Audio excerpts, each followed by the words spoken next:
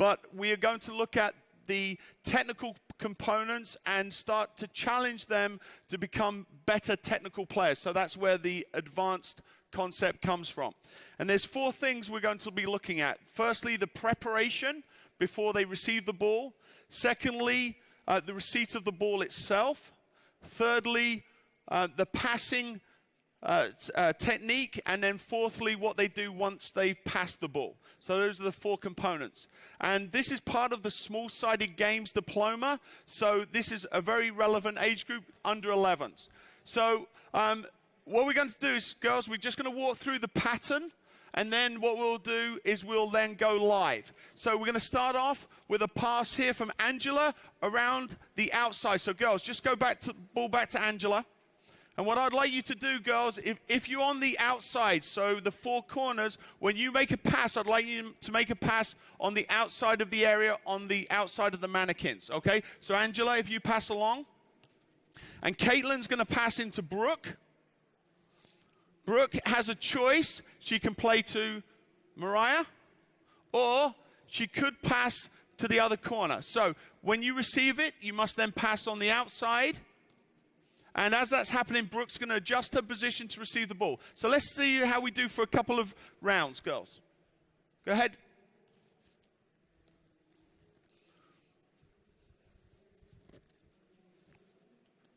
And keep going. Keep the ball moving. And girls, what I want you to try and do as we play is I'd like you to try and play with a 2-touch rhythm if you can, meaning you control the ball on your first touch and then pass on your second touch. So let's see if we can do that if we can.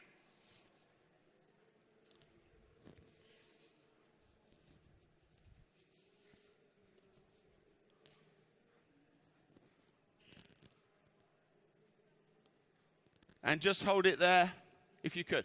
And your name one more time.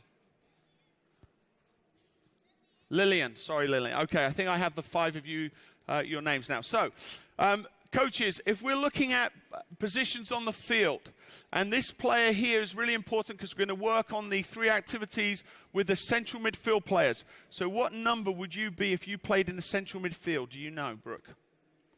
You don't do numbers in your team, do you? I think your coach is going to, yeah, okay, number 27, excellent, okay?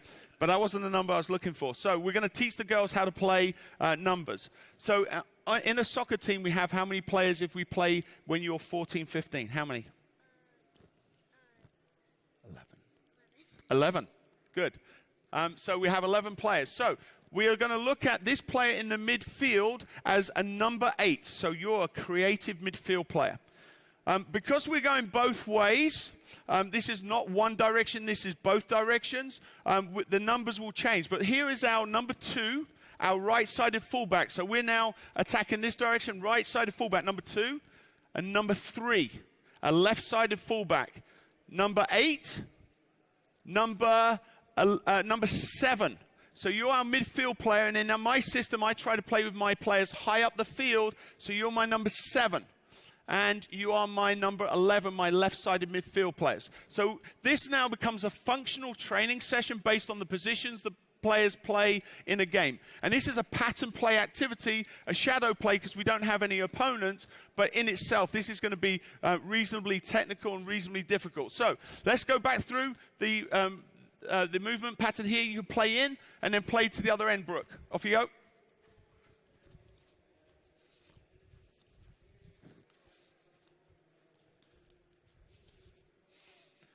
And girls, keep playing as I'm talking. So one of the things that I like to do with young players is establish distance.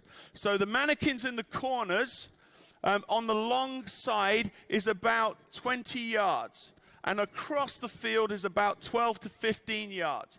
And I've put them there specifically because I want the girls to think about the distances between them and their teammates and try and maintain that type of distance as we go through the progressions of this activity. What we find often with young players is they pass the ball and then immediately they move towards the ball, which closes down the space and also brings defenders towards the ball. So I want to try and keep them, if we can, with this kind of distance, this 15 yards, 10 to 15 yards distance. Okay, and when we go to Lillian, just hold it there.